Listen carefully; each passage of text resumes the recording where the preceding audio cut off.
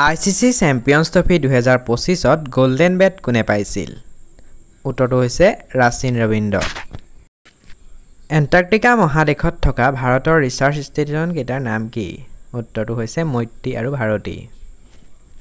জ্যোতিপ্ৰসাদ আগৰৱালাই 1931 চনত কোন ঠাইত অসমীয়া যুৱক যুৱতীসকলে ভগত সিঙক অনুসৰণ কৰিব লাগে বুলি কৈছিল উত্তৰটো হৈছে নদুৱাৰ